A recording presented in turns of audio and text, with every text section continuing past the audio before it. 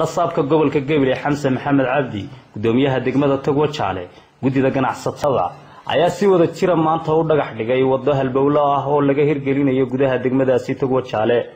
waxaana halkaasi ka hadlay rasaabka Gabiley gudoomiyaha degmada Togwa Jaale iyo qaar ka tirsan gudida ganacsatada degmadaasi waxaana hadaladoodii kamid ahaa halkan maanta waxaynu joognaa inaynu dhagax dhigno wadada kiiloomitirkeeda lagu qiyaasay 550 mitir wadadan oo noqonaysa wado soo kordhin doonta bilic degmada Wajaale magaalooyinka waxa lagu qiimeeyaa qaabka bilicdooda ay u samaysan tahay sida ay u dadaaleen ganacsatadan hawsha iska xil saaray oo aan aad ugu mahadnaqayo waxaan jecelahay ganacsatada kale ee reer Wajaale ee sidan oo kale sekadahoodii ay yihiin inay iyaguna kaga daydaan siyorta dadweynaha reer Wajaale ay soo dhaweeyeen ee boorarka ugu qoreen inaan ahay gudoomiyihii horseedayay inay Wajaale isbedel weyn ku dhaco tii ballamaan hore ugu qaaday imkana ugu qaadaya waxaan leeyahay maanta wadada adarkiisa waa halbowlaha Togwa Jaale waa horumarkii horta alxamdulillah rabbil caalamiin maanta ganacsatadu ay iga caawiyeen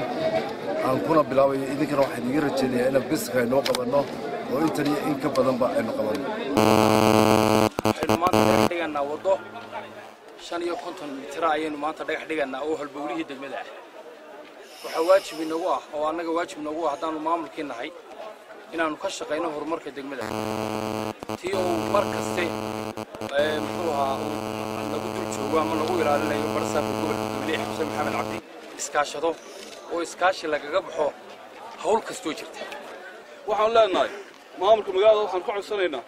bilicda magaalada sida aynu u qurxinay gaadiid leeyduna xaq bay leedahay inay meel ay ka gooshaan oo ay dhigtaan baabuurtooda in dawladdu hoos u samayso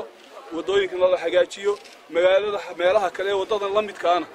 looga eegto sida tan loo sameeyo oo halka ay noogu taalo boorka gudoomiyaha maarka dhexdooda ka muuqan doonto bilicda magaalada sida ay loo sameeyo waxaan hadalka ugu soo noqonayaa inaan anagu haddaan bilayskiin nahay in amniga ka qayb qaadano oo inta nagaga habboona ka qabano hadday tahay ciidanka taraafikaduna amar bay ku qabaan inaa gaadiidka meelaha loo qorsheeyay ee degmadu u qorshaysan geesta kale ciidamada ilaalada madaxtooyada qaybtiisa degan mashruuca degmada Togwa Jaale ayaa waxa ay gacanta ku dhigeen shixnad khamriga oo ka koobnayd 100 dhalo waxaana si rasmi ah ugu wareejiyeen taliyaha degmada iyo maamulka degmadaasi joogno mashruuca waa la jooga ciidanka madaxtooyada ee degan mashruuca oo runtii hadiya habeen u taagan difaacidda dalka hooyo hadday noqdaan boolisku hadday noqdaan ciidanka militariga hadday noqoto ciidamada kala duwan ee qarankani leeyahay uba taagno qura inay cadowga qura ilaaliyo waxa u taageen cadow kale ayaa jira cadow kale oo naafa ah ayaa jira oo lambar 1 ka yahay waxa ilaahay ma noocay kasita iyo ka iibsanaya iyo ka isticmaalaya intuba isku mid yihiin waxaadana gudoomiyaha degmada Togwa Jaale ahay halkan ka cadeynaya uguna abaal celinaya iyagu waajibkooda qaranadana gutay hadana aan ugu hambalyeynaya sida ciidanka madaxtooyada qaybta degan mashruucu ay gacanta ugu soo dhigeen waad ku mahadsantiin waan idin mahad celinayaa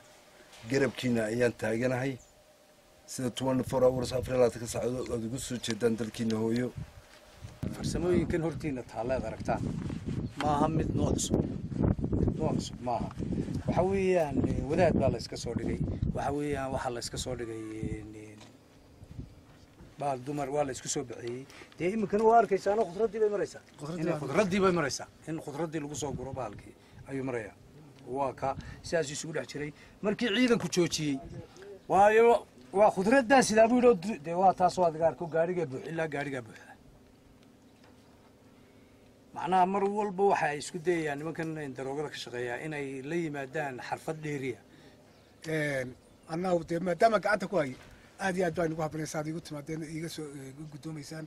bahashani waa khamrida Itoobiya waa 100 xabas soma 100 xaba weeyaan deesaas adiga gudooyiga wareegaysaa gaarigii wareeg waa kan halkan beerta ciidanku joogo xoolaha ka ilaalinaya barta lagu soo galay hadda geedaa waa la tusayaa وعبد الله داير تلفزيون عالمي Somali Channel قبلي